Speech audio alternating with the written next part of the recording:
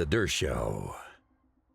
You start disbarring lawyers for their legal arguments and for who they represent. And, you're going to put John Adams and Abraham Lincoln retrospectively in prison. They represented some, pretty controversial and reprehensible people.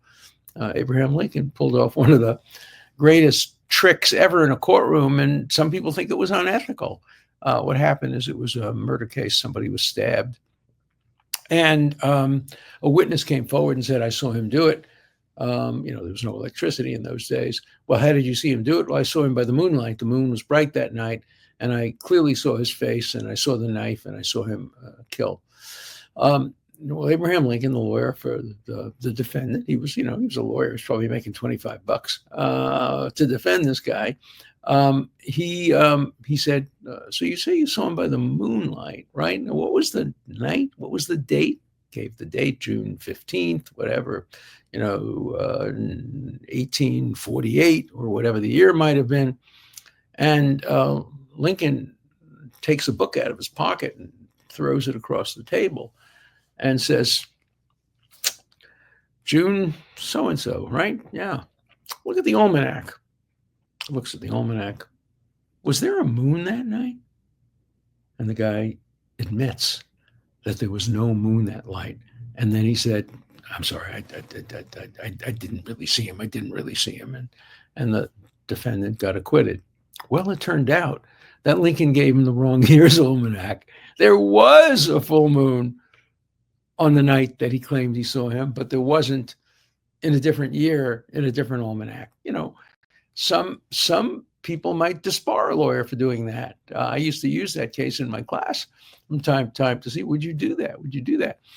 In the film, for example, it says the other lawyer, Larry Lessig, the other law professor, who's very smart and very good guy, he said, of course, if a lawyer lies directly, he can be disbarred. And then he added something. He said, or if he does something that he knows will mislead the jury. See, that's where we disagree. I'll give you an example. I may have given this example before, but it was one of my favorite examples because it grew out of a real case that I used to use in class all the time when people would say, well, you can't mislead the jury.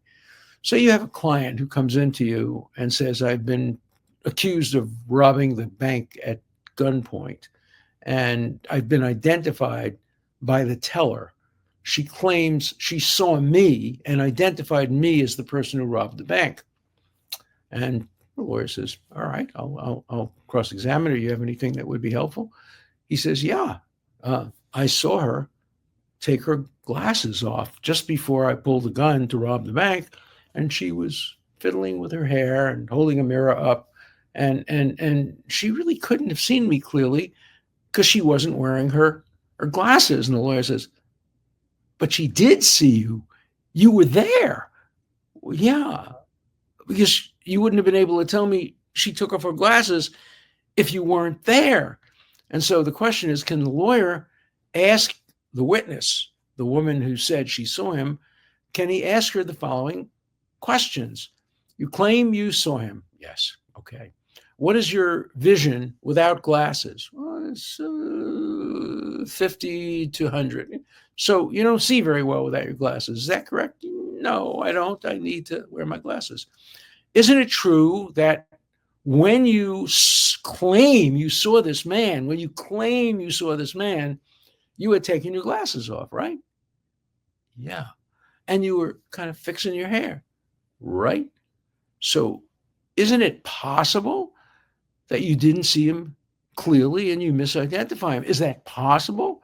She says, I guess it's possible. So are you allowed as a lawyer to ask that series of questions? You know that you didn't ask him anything that was false. She did take her glasses off. She did have bad vision. But you also know that she properly identified him. You never said she didn't properly identify them. You inferred that, or you implied it so that the jury would infer it. Is that ethically proper? And the students would debate that back and forth. Of course, I never gave them my views. That's not my job. My job is not to teach the students what to think. It's to teach them how to think. So it's a hard question what you're allowed to argue to a jury